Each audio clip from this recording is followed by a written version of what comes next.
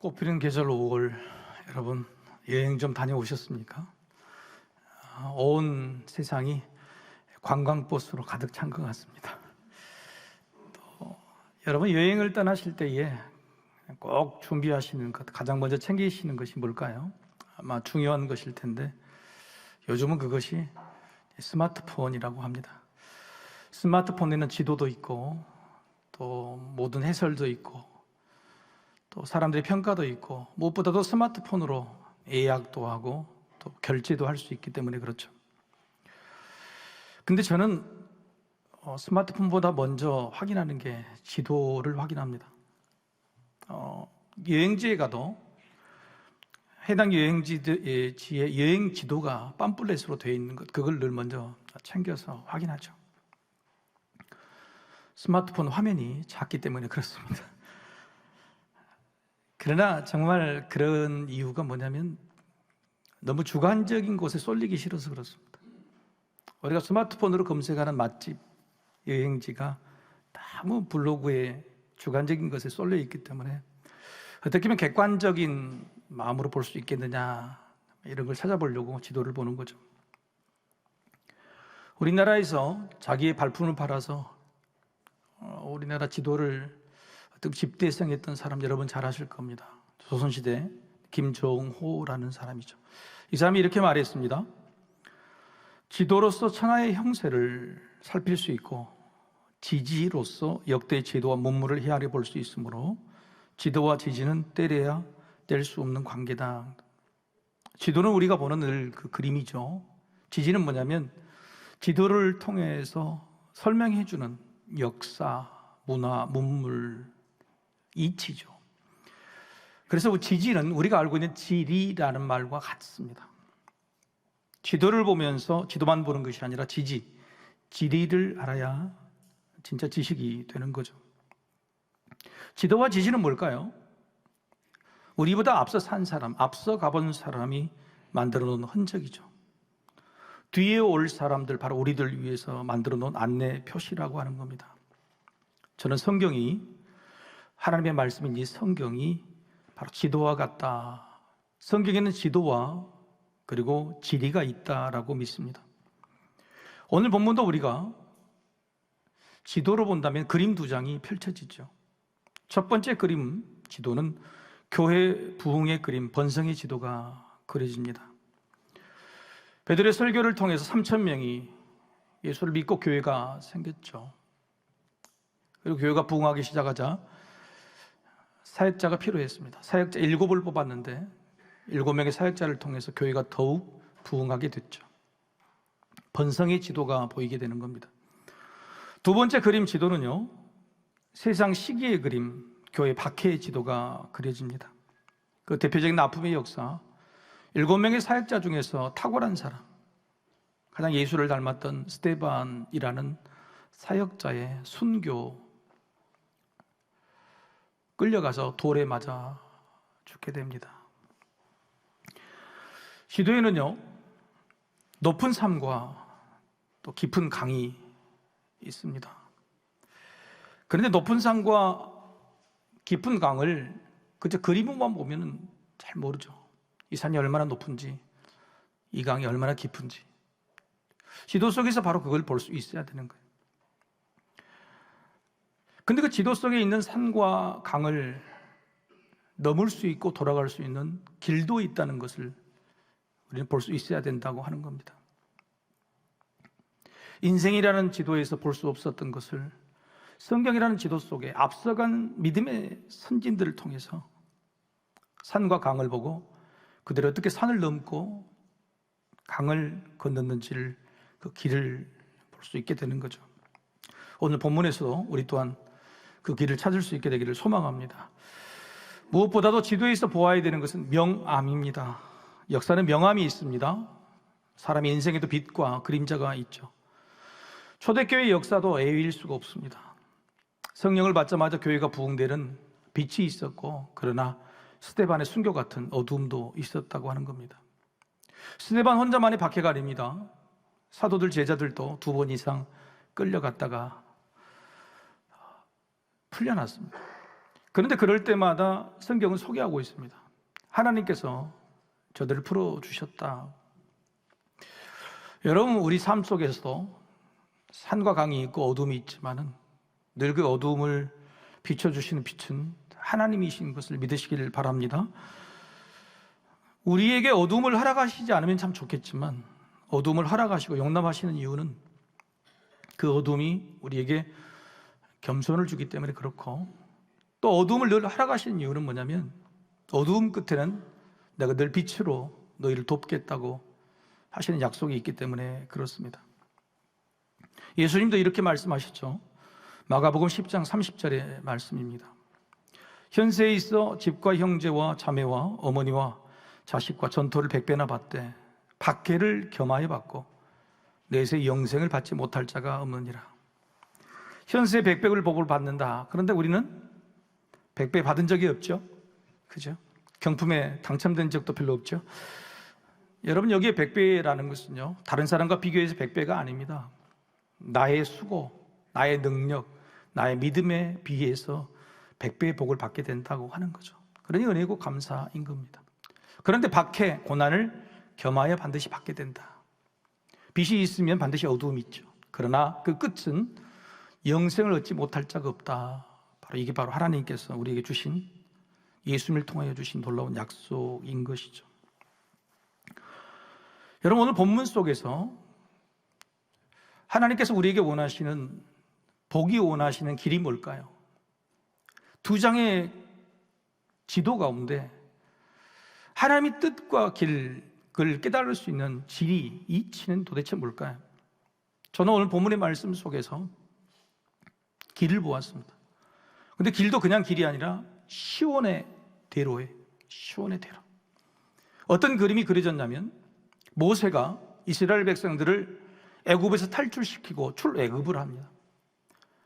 그런데 앞에는 홍해가 가로막혀 있고 뒤에는 애굽 군대가 쫓아오는 진퇴양난의 시간에서 모세의 지팡이를 가리켰더니 홍해가 쫙 갈라지는 바로 그 그림을 저는 오늘 본문에서 보았던 것이죠. 여러분 보셨습니까?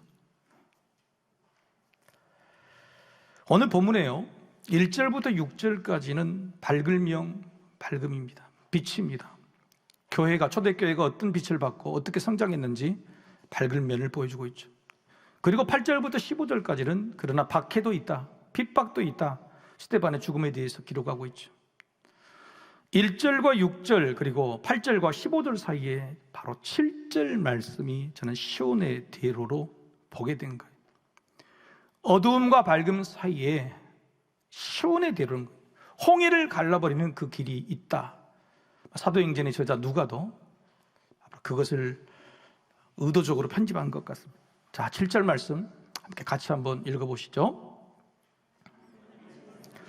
하나님의 말씀이 점점 왕성하여 예루살렘에 있는 제자의 수가 더 심히 많아지고 허단 제사장의 무리도 이 도에 복종하느니라.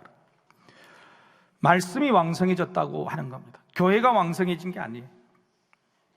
핍박과 박해가 있어도 복음의 능력, 복음의 놀라운 권세는 왕성하게 일어난다고. 이 모든 것이 말씀으로 이루어진 거다, 복음으로 이루어지는 거다는 사실, 이게 바로 시온의 대로라고 이야기해주고 있는 겁니다. 제자들 가장 반대했고 핍박했던 사람들이 제사장 그룹이죠. 이들의 권세는 하늘을 날았습니다. 그런데 이들이 하나님이 또 복음에 복종했다. 그냥 믿어보자, 한 믿어보겠다는 뜻이 아니라 복종했다는 것은 자신의 모든 것들을 다 내려놓았다는, 기득권과 자신의 생각과 지식과 경험들을 다 헛된 것으로 여기고 다 내려놓았다, 포기했다는 겁니다. 새로운 이 길을 가겠다는 겁니다. 시온의 대로로 가겠다고 하는 거예요. 여러분, 복음이 이게 능력이죠.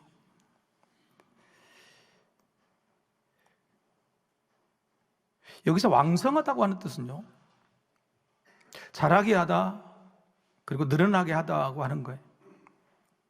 복음은 자라게 하고 성장에 늘어나게 하는 능력이 있습니다. 여러분에게 복음이 씨앗이 심어졌다면 그 복음은 스스로 자라고 성장하게 만드는 거예요.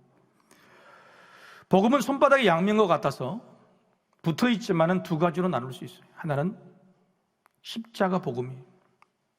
이 십자가 복음은 우리를 어떻게 성장하고 늘어나게 하느냐? 바로 겸손을 자라게 하고 늘어나게 만드는 거예요. 예수님의 십자가는요, 겸손이. 또 한쪽의 복음은 뭐냐면 부활 복음입니다.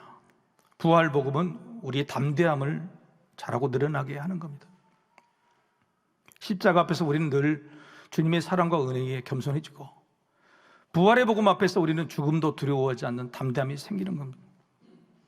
그래서 십자가의 복음의 겸손으로 우리는 깊이가 깊어지는 거예요. 여러분요, 깊어져야 돼요. 내 인생에서 어떤 성품의 목적이 있다 그러면, 삶의 목적이 있다, 지향점이 있다 그러면 그것은 깊어지는 거예요. 먼저 집안에서도 점점 깊어가는 사람, 점점 깊어지는 사람 한 사람이 있으면 가정을 세웁니다. 근데 점점 가벼워져요. 깊어지지가 않아요. 그럼 가정이 흔들리는 거예요. 뿌리가 깊이 내리지 못하니까. 부활 복음의 담대함으로는 폭이 넓어집니다. 폭이 넓어져요. 좁은 사람이 아니라 여러 가지를 함께 봐주는 배려 있는 사람이 되는 거예요. 왜요? 죽음도 이길 수 있는 부활의 복음이 내 것이니까.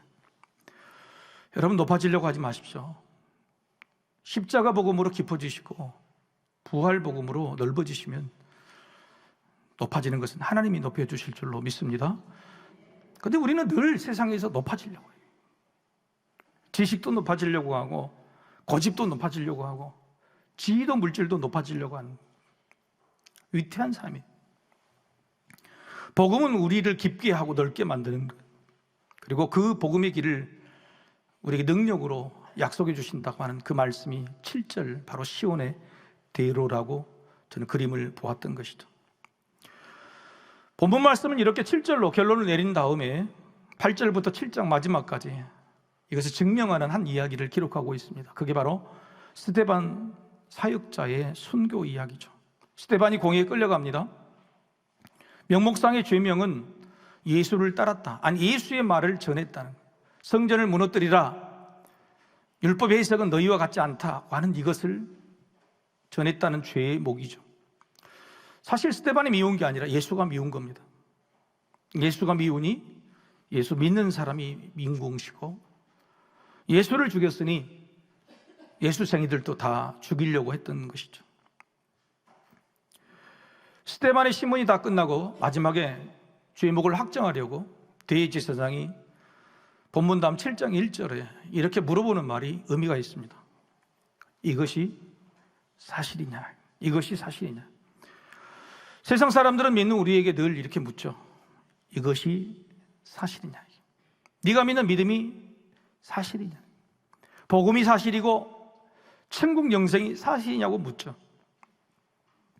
저도 많은 사람에게 복음을 전해봤지만 복음이 통하지 않는 사람이 더 많습니다. 근데 그 사람들이 늘 마지막에 묻는 질문이 뭐냐면, 네 말이 사실이냐? 네 말이 사실이냐? 여러분, 이게 관건인 겁니다. 복음은 사실이지만 이것을 어떻게 증명할 수 있을까? 예수님 대속의 죽음과 부활, 그리고 천국 영생을 어떻게 사실이면 그걸 증명할 수 있을까? 이게 고민인 거예요. 자, 여러분 어떻게 증명하고 계십니까? 수없이 많은 사람들에게 여러분 이걸 증명하고 싶고 증명하려고 하고 할 필요성을 느끼는, 도대체 어떻게 증명할 수 있는 거냐? 오늘 본문에서 바로 이게 진리인 겁니다. 본문의 그림 지도에서 볼 수 있는, 깨달아야 되는 진리이죠. 저는 자동차 운전을 참 좋아합니다. 근데 자동차 운전을 하기 전에 늘 목적지를 향한 길을 인터넷 지도로 검색을 합니다. 어제도 토요일날 바쁜 과정 가운데 결혼식을 2군데 다녀왔습니다. 오메가 코스도 하고요. 근데 결혼식 2군데를 가려면 시간을 굉장히 잘 따져서 가야 됩니다. 그래서 미리 지도를 검색하고 이렇게 돌으면 유턴이 훨씬 빠르겠다 생각하고 그렇게 잘 다녀왔습니다. 때때로 내비게이션이 가르쳐주는 길보다 내가 빠르고 분명한 길을 더 잘 알고 있을 때가 참 많다는 거죠. 그런데 내비를 틀기는 틉니다. 왜냐하면 실시간 교통 상황을 반영해 주기 때문에 그렇습니다. 근데 내비가 안내해 준 길을 가지 않고 내가 생각하는 길로 갈 때에 내비 아가씨가 늘 이렇게 말하죠. 경로를 이탈했습니다. 경로를 이탈했습니다. 문제는 내비 아가씨가 아니라 옆에 앉은 아가씨입니다. 제 안에. 경로를 이탈했습니다라는 말이 나오자마자 갑자기 눈이 동그래지고 당신이 가고 있는 이 길이 사실이냐? 라고 묻죠. 이 길이 맞느냐라고 묻습니다. 여러분, 이럴 때 여러분 어떻게 하십니까? 자, 나는 이미 지도를 통해서 내가 가는 이 길이 맞다고 생각하고 내비 아가씨의 말과 다르게 가고 있습니다. 내가 가는 이 길이 맞다고 증명할 수 있는 방법은 뭘까요? 만약 그때 내비 아가씨가 하는 길로 돌아섰다거나 옆에 앉은 아가씨가 했던 말로 내가 길을 돌렸다면 여러분, 영원토록 저는 내가 가고자 하는 길이 옳다고, 내가 가는 길이 맞다고 하는 증명을 할 수 없을 겁니다. 내가 먼저 정한 이 길, 가는 이 길이 맞다고 옳다고 증명할 수 있는 유일한 방법은 뭐냐면 밀고 나가는 겁니다. 그 길을 끝까지 가서 내 길도 목적지에 왔다는 것을 보여주는 것, 그 방법 외에는 증명할 길이 없는 거예요. 네가 믿는 믿음이 사실이냐? 예수가 사실이냐? 천국이 사실이냐? 보여줄 방법이 없어요. 이 길이 옳다고 하는 사실 증명은 그 길을 우리가 직접 걸어가고 더 중요한 것은 끝까지 걸어감으로 보여주는 것밖에 없어요. 코로나 이후에 수많은 사람들이 교회를 떠났습니다. 죄송합니다. 그들은 비겁해요. 스스로에게도 묻는, 이것이 사실이냐, 네가 맞는 이 길이 맞느냐에 대해서 확신과 증명할 길이 없기 때문에 떠난 겁니다. 세상의 교회를 향한 비난에 자기 길 우지까지 가서 끝까지 가서 그걸 증명할 자신이 없기 때문에 떠난 거예요. 비껴간 겁니다. 내비가 알려주는 이 길이 맞다고, 세상이 말해주는 이 길이 맞다고 말할 때 내 길이 확실하지 않으면, 내 길을 증명할 수 없는 자신감이 없으면 따라가는 거예요. 비껴가는 겁니다. 나가는 겁니다. 오늘 스데반이 그 길을 보여준 거예요. 스데반은 대제사장이 이 길이, 이것이 사실이냐는 질문에 대답하기 시작합니다. 그런데 그 대답이요, 최종 변론 아닙니까? 재판석에서 섰을 때 마지막 피고가 최종 변론을 합니다. 할 말 해봐라, 마지막. 그런데 그 말이 뭐냐면, 하나님의 말씀을 너희가 잘 알고 잘 지킨다고 했던 너희가 오히려 하나님의 아들을 죽였다. 여러분, 이것은요, 피고가요, 최종 변론하면서 판사와 검사를 향해서 내가 죄인이 아니라 너희가 죄인이라고 외치는 거예요. 변론이라는 것은 자기 살자고 하는 그 변론이에요. 이게 자기 살리는 변론입니까? 아니죠. 스데반은 최종 변론에 내가 죄인이 아니라 너희가 죄인이라고 외친 이유는 이미 죽으려고 작정했다는 겁니다. 스데반은요, 자기가 주장하는, 자기가 걸은 이 길이 옳다는 것을 보여줄 수 있는 유일한 방법은 예수님이 가셨던 그 길을 나도 똑같이 가는 거였어요. 예수님이 공회에 가서 신문 당한 것처럼, 예수님이 십자가의 길을 가신 것처럼 나도 그 길을 똑같이 걸어가리라. 그게 스데반이 각오했던 것이죠. 그것이 자기 복음 증명이요, 복음을 믿는 자기 증명인 것이었어요. 여러분, 그래서 사도행전 7장 59절 60절 마지막에 보면 스데반이요, 돌에 맞아 죽으면서 이렇게 말해요. 예수님이 십자가에 사신 말씀을 똑같이 두 번 반복을 해요. 첫 번째는 내 영혼을 받아주옵소서.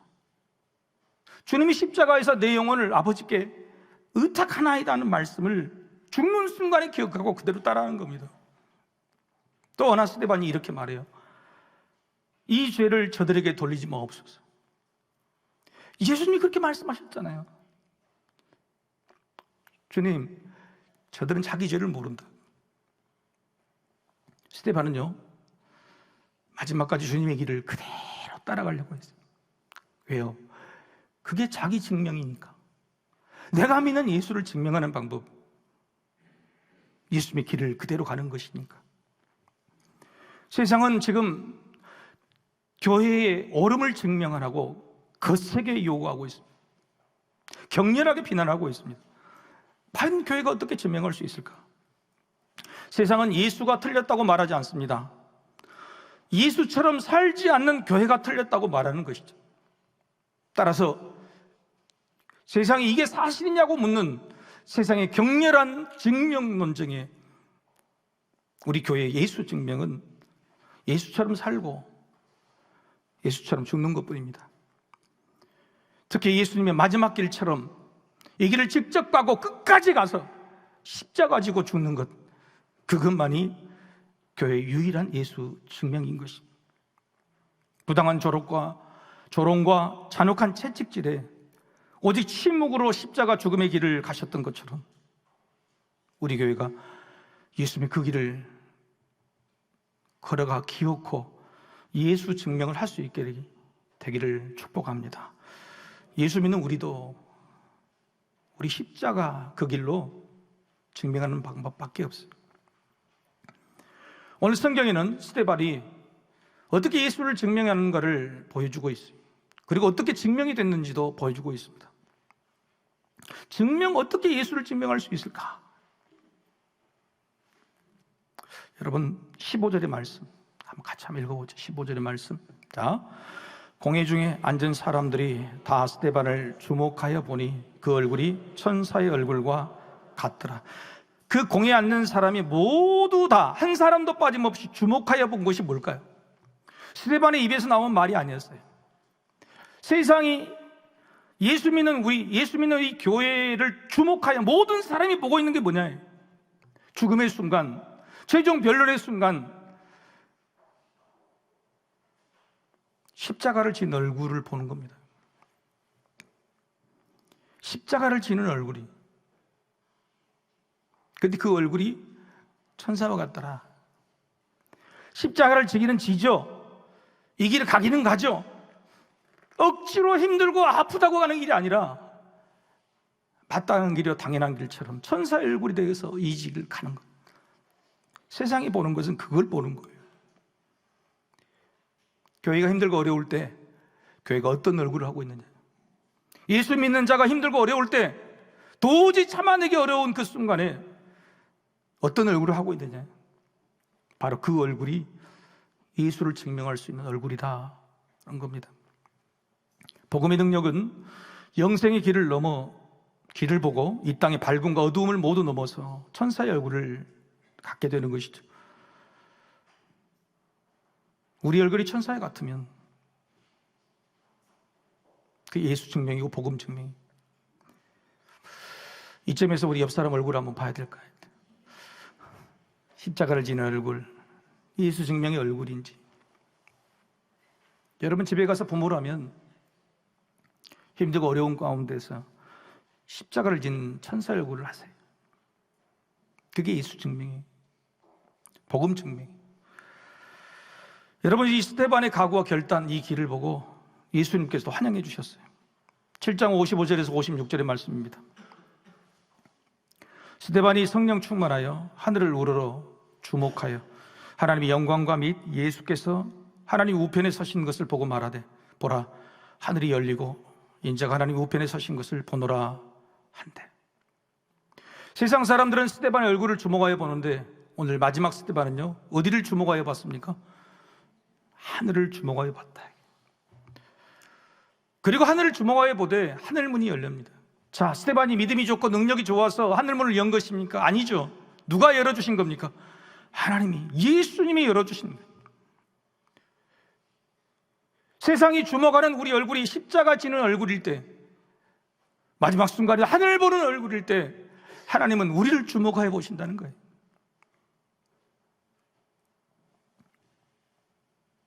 그래 말씀하실 거예요. 네가 내 길을 따라왔구나. 네가 내 길을 따라오는구나. 오늘 스데반은 우리가 가야 할 길을 앞서가고 이렇게 가야 끝까지 갈 수 있는 것이고, 그리고 그 길 끝에는 반드시 예수님이 맞아주신다고 하는 사실을 미리 앞서 걸어서 알려주고 있는 것입니다. 여러분, 그렇게 할 수 없다고 말씀하지 마십시오. 그렇게 할 수 있어요. 하나님께서 여기로 가면 된다고 길을 만들어 주셨어요. 그리고 예수님은요, 맨 먼저 하나님이 만들어 주신 그 길을 처음으로 가셨어요. 승리하셨다고 말씀하셨어요. 수많은 믿음의 선배들, 선진들이요, 예수님이 가신 그 길을 2000년 동안 걸어갔습니다. 그 길이 틀려서 다시 돌아온 사람 아무도 없습니다. 여러분, 모두 다 예수를 비롯해 수많은 믿음의 선진들이 2000년 동안 갔던, 모두 다 간 길, 그 의미는 뭐냐? 이 길이 맞다는 겁니다. 맞으니까 그 모두가 간 거예요. 그리고 이 길은 갈 수 있는 길이다, 넘어갈 수 있는 길이다, 산이든 강이든 넘을 수 있는 길이라는 거예요. 그리고 이 길은 성공의 길이라는 거예요. 믿음의 선지자들이 모두 갔다고 하는, 이게 증명인 겁니다. 어제 새벽 기도의 본문 말씀이, 오늘 본문의 앞에 있는 말씀, 제자들이 끌려가서 2번이나 끌려갔습니다. 마지막에는 채찍을 맞고 풀을 할 때에 조건이 뭐냐면 예수 이름을 내놓지 마라, 전하지 말라. 그래서 제자들은 나오자마자 성전에서부터 예수 이름을 전했어요. 이렇게 담대한 이유가 뭘까요? 바로 사도행전 5장 41절에 이렇게 기록이 되어 있어요. 사도들은 그 이름을 위하여 능욕받는 일에 합당한 자로 여기심을 기뻐하면서 공의 앞을 떠나니라. 예수 믿는 이 길이요, 힘들고 어렵고 죽음의 길일지라도 기뻐했다는 거예요. 여러분요, 예수 이름으로 사는, 예수님의 길을 가는 사람이 조롱과 비난을 받죠. 예수 이름, 예수 길을 살지 않는 사람은 그런 조롱과 비난도 받지 않나요? 이게 사실이냐는 질문도 받지도 못해요. 제자들은 그런 질문을 받는 것, 그런 조롱과 비난과 고난을 받는 것이 너무 기쁘다.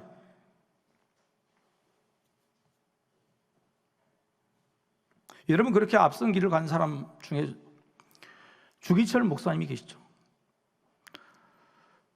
우리나라 한국교회 역사의 가장 부끄러운 어두움이 뭐냐면 신사참배를 일제강점기에 결의한 겁니다. 주기철 목사님은 신사참배를 거부하셨어요. 3번이나 체포당하시고 다시 풀려나죠. 10년형을 선도받고 복역하시다가 1944년에 옥중에서 순교하셨습니다. 부끄럽게도 교회는요, 주기철 목사님이 신사참배를 하지 않는다고 목사직을 파면을 시켜버렸어요. 이게 한국교회 어둠인데 그 어둠을 물리치고 주기철 목사님 밝은 빛이 하나 있는 거예요. 여러분, 주기철 목사님이 옥중에서 쓴 시가 우리 찬송가에도 실렸잖아요. 자기 늙으신 어머님을 생각하면서 지은 시, 옥중기도예요. 사랑하는 내 어머님, 80 넘으신 내 어머님을 자비하신 주님 손에 부탁하나이다. 눈물 없이 못 가는 길, 피 없이 못 가는 길, 영문밖에 좁은 길이 골고다의 길이라네. 영생복락 얻으려면 이 길만은 걸어야 해. 불효해도 가야 하고 죽더라도 가야 하네. 여러분, 이게 바로 주기철 목사님이 지은 시가 우리 부른 찬송이 됐어요. 근데 여러분, 주기철 목사님 이 시를 자세히 보세요. 예수님의 길을 따라간다는 거예요. 그래서 예수님이 마지막 십자가에 죽으실 때에 사랑하는 제자 요한에게 보라 네 어머니라, 그 어머니를 부탁하는 그 마음으로 사랑하는 노모를 우리 주님께 부탁하는 시인 거예요. 주기철 목사님은요, 그냥 예수님의 뒤를 그대로 따라가기를 원했던 거예요. 우리 믿음의 선진들은 이렇습니다. 순교가 대단한 것이 아니고 믿음으로 승리하고 복음을 전하는 게 대단한 것이 아니고 그저 그냥 주님이 가셨던 길, 믿음의 선배들이 가셨던 길을 뒤따라간 거예요. 그대로 따라간 것입니다. 여러분, 그래서 감사한 거예요. 우리가 지금 걸어가야 될 길이 밀림의 길을 개척하고 없는 산과 길을 넘어갈 수 있는 첫 번째 가는 길이 아니라는 거예요. 따라가만 가는 그런 길. 예수님께서 분명히 만들어 두셨고 수많은 선진들이 친히 그 길로 와서 증명했던 길, 왜 우리는 그 길을 가는 것을 두려워하고 부끄러워하고 이게 사실이냐고 묻는 세상의 질문에 우리는 도망치는 것일까? 사랑하는 성도 여러분, 우리는 그저 믿음의 선지들이 가는 그 길을 따라가면 됩니다. 믿음은 바라는 것들의 실상이요 보이지 않는 증거니 선진들이 이로써 증거를 얻었다.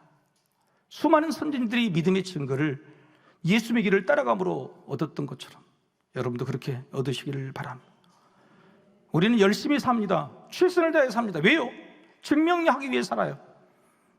내 능력을 증명하기 위해서 열심히 일합니다. 내 생각과 길이 맞다는 걸 증명하기 위해서 열심히 살아요. 가족을 위해서 열심히 사는 것은 내 사랑이 맞다는 것을 증명해 보이려고 사는 겁니다.